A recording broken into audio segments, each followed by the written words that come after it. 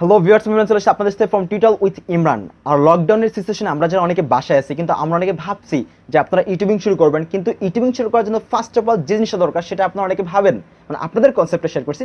অনেকে ভাবেন যে আপনার একটা ল্যাপটপ বা আপনার ডেস্কটপ বা আপনার একটা পার্সোনাল কম্পিউটার দরকার, কিন্তু আজকে আমি আপনাদের গোপন ট্রিক্স বলছি যে আসলেই ইউটিউবিংয়ের জন্য ল্যাপটপ বা কম্পিউটার ইজ নট নেসেসারি। আপনারা আপনার অ্যান্ড্রয়েড ফোন দিয়ে কিন্তু ইউটিউবিং শুরু করতে পারবেন, যেটা আমি অলরেডি ইউটিউবিং সিরিজের উপরে আপনার একটা ভিডিও করেছি, যেটা সম্পূর্ণ অ্যান্ড্রয়েড ফোনের উপরে। ইউটিউব চ্যানেল খুলবেন, আপনারা কীভাবে ভিডিও আপলোড করবেন, কীভাবে থাম্বনেল তৈরি করবেন, চ্যানেল আর্ট তৈরি করবেন, ডিটেলস রেকর্ড সহ প্রফেশনাল সব কিছু কিন্তু আমরা এই ভিডিওতে এই সিরিজে আমরা আপলোড করছি। সো আজকের এই পর্বে আমি আপনাদের দেখাবো কীভাবে আপনারা একটা প্রফেশনাল মানে থাম্বনেল তৈরি করবেন আপনি আপনার অ্যান্ড্রয়েড ফোন দিয়ে। সত্যিই তাই, আমার মনে হয়েছে যে থাম্বনেল তৈরি করার জন্য ফটোশপ যতটা কার্যকরী, ঠিক অ্যান্ড্রয়েড ফোন দিয়ে থাম্বনেল তৈরি করার জন্য Pixellab one of the best apps for creating thumbnails. সুতরাং আজকে আমরা এই Pixellab অ্যাপসটিকে আমরা রিভিউ করে দেখাবো কীভাবে আমরা আপনার সুন্দর একটা প্রফেশনাল মানে থাম্বনেল তৈরি করতে পারি, সেটা আমরা দেখাবো। তো চলুন শুরু করা যাক, লেটস স্টার্ট।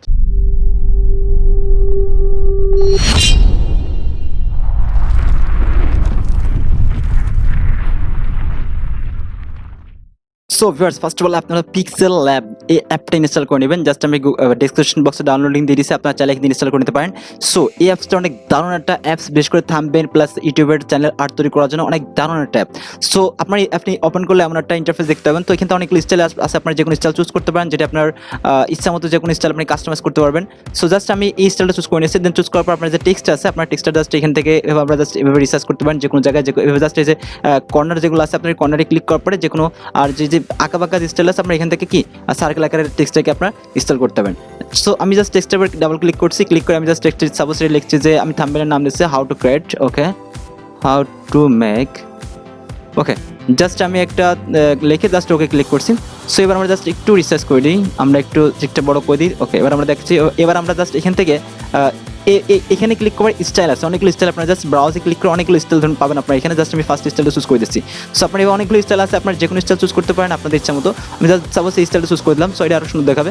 তো এভাবে জাস্ট আপনার রিসার্চ করে বড় করতে পারেন, ওকে, হাউ টু মেক। এবার আমাদের আর একটা টেক্সট অ্যাড করার জন্য জাস্ট এখানে টেক্সটে ক্লিক করলে আপনার নতুন একটা টেক্সট অ্যাড জাস্ট এখান থেকে ড্র করবেন, জাস্ট একটু রিসার্চ করে নেবেন এখানে এসে, that's it, okay. Double click করবেন, করে আপনি জাস্ট লিখলেন যে ইউটিউব থাম্বনেল, ওকে। আমরা একটু সাইজটা ছোটো করে দিই, তাহলে আমাদের এক লাইনে আসবে আর কি। তার জন্য আমরা যেটা করা লাগবে, এটা ক্লিক করি, ওকে, জাস্ট সাইজটা একটু ছোটো করে দিই। এবার আমরা একটু বড় করে নিই এটা, ওকে। এবার আমরা যেটা করবো, একটু সাইজটা বড় করে দিই একটু, যতটুকু প্রয়োজন। সো এখান থেকে আপনার ইচ্ছা মতো ড্র্যাগ করেও করতে পারেন, কিংবা এখান থেকে টেনে ধরে করতে পারেন। সো এবার আমরা যেটা চাচ্ছি, এখানে অনেকগুলো অপশন আছে, এডিট, আপনার এডিট থেকে টেক্সট এডিট করতে পারবেন, ডিলিট করতে পারবেন, কপি করতে পারবেন। সো কপি করলে যেটা হবে আর কি, আমি একটু দেখাচ্ছি আর কি, front to back, position, relative position, size, আপনার টেক্সটের প্যাডিং সেট করতে পারবেন। আপনার সাপোজ যে প্যাডিং আপনারা যে চান যে এই সারি প্যাডিং বাড়াবেন কমাবেন, সো এটা সবচেয়ে ভালো লাগছে আমার এই কারণে, কারণ এখানে আপনার অনেকগুলো প্যাডিং সিস্টেম করা যায়, যেটা অনেকটা ইফেক্টিভ।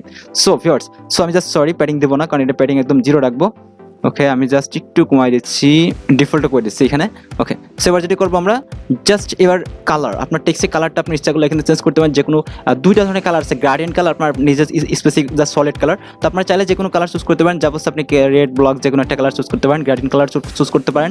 অপাসিটি, টেক্সটের অপাসিটি কমাতে পারতে পারেন আপনি এখান থেকে, যতটুকু ইচ্ছা টেক্সটের অপাসিটি কমাতে পারবেন আর কি। সো রোটেট করতে পারেন টেক্সটটাকে এখান থেকে, ফন্ট স্টাইল চেঞ্জ করতে পারেন। জাস্ট এখানে সাপোজ ফন্ট আপনি যে কোনো ফন্ট চুজ করে দিলেন, সাপোজ আমি এই ফন্টটাকে চুজ করে দিচ্ছি। এবার কিন্তু টেক্সটটা অনেক দারুণ দেখা, আপনি কিন্তু উপরে দেখতে পাচ্ছেন টেক্সটটাকে। এটা আপনার স্টাইল চেঞ্জ করতে, ফন্টের আপনার টেক্সটের ব্যাকগ্রাউন্ড, আপনার টেক্সটের ব্যাকগ্রাউন্ডটা ইনেবল করে দিলে আপনার টেক্সটে একটা ব্যাকগ্রাউন্ড চুজ করতে পারবেন। জাস্ট যে কোনো একটা ব্যাকগ্রাউন্ড আপনার ইচ্ছাগুলো চুজ করে দিতে পারেন। সো এটা আপনার টেক্সটে অনেক দারুণভাবে ফুটিয়ে তুলবে।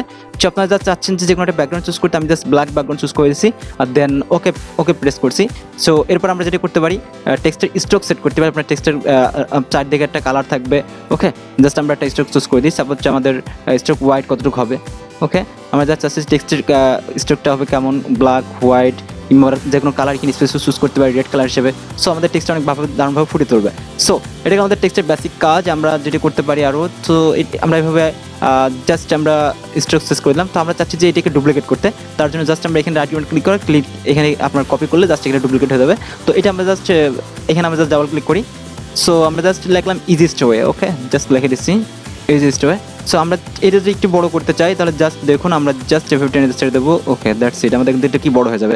তো এবার আমরা দেখবো যে এখানে অ্যাড বাটন ক্লিক করার পরে আমরা জাস্ট একটু বড় করে দিলাম। এবার আমরা ব্যাকগ্রাউন্ডটাকে চেঞ্জ করে দেবো। সো আমরা ফার্স্ট অফ অল যেটা করবো, আমাদের টেক্সটের যে কালার আছে, কালারটাকে আমরা কি করে দেবো, সাপোজ আমরা এই কালারটাকে আমরা রেড করে দেবো, ওকে।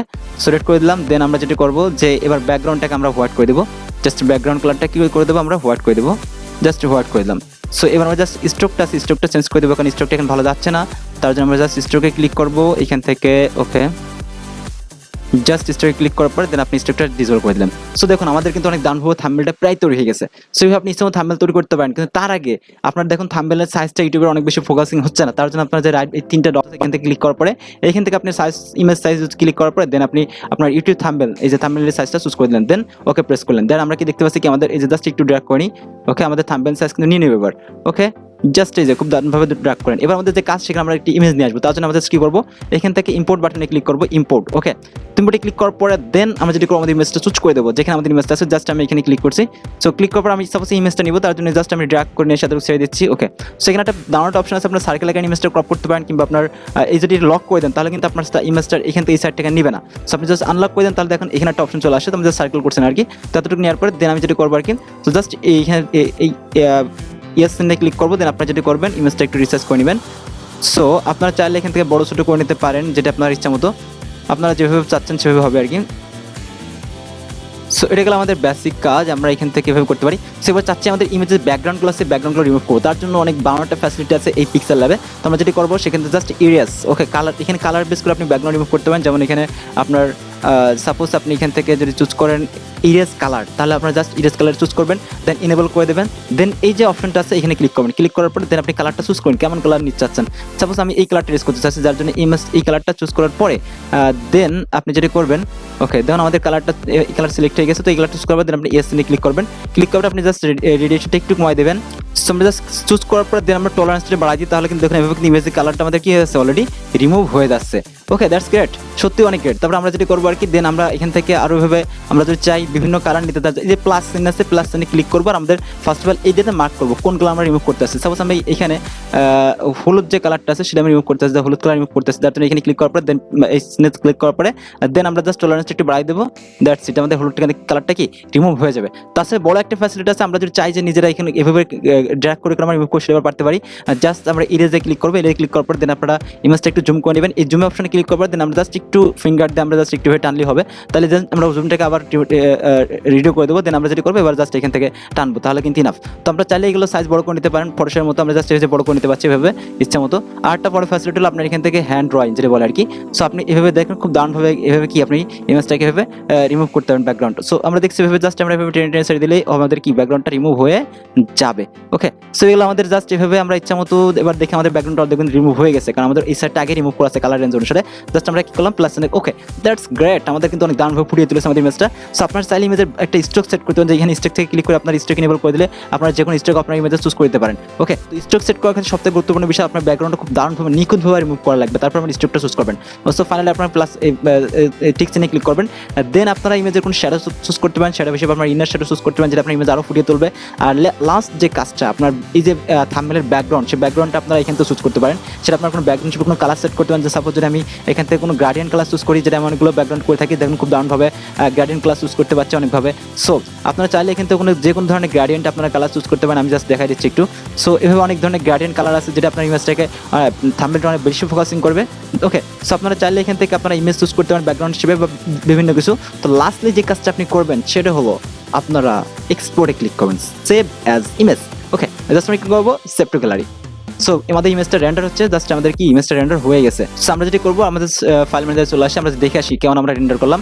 তার জন্য আমাদের জাস্ট স্টোরেজে চলে আসবো, স্টোরেজে আসার পরে পিক্সেল ল্যাব নামে একটা ফোল্ডার আমাদের ক্রিয়েট হয়ে গেছে, আমরা সেখানে চলে যাবো। দ্যাটস সো আমরা এবার আমার থাম্বনেলটা ওপেন করে দিই, কেমন লাগছে। ওয়াও, দ্যাটস গ্রেট, দারুণভাবে দেখছে আমাদের থাম্বনেলটা অনেক দারুণভাবে ক্রিয়েট হয়ে গেছে। সুতরাং আমার যেটা মনে হচ্ছে থাম্বনেল তৈরি করার জন্য সবচেয়ে বেস্ট একটা অ্যাপ, সেটা হলো আপনার পিক্সেল ল্যাব। আপনি এই অ্যাপ দিয়ে খুব দারুণভাবে থাম্বনেল তৈরি করতে পারেন, খুব ইজিলি থাম্বনেল তৈরি করতে পারেন। তো আশা করি যে আপনি এই ছোট্ট টিক্সটা কাজে দিয়েছে, নেক্সট ভিডিওতে আপনি খুব ভালোভাবে আর বিষয়ে শিখতে পারবেন। আজকে এই পর্যন্ত, নেক্সট আবার দেখা হবে, সে পর্যন্ত সকলে ভালো থাকবেন, সুস্থ থাকবেন, বাই বাই।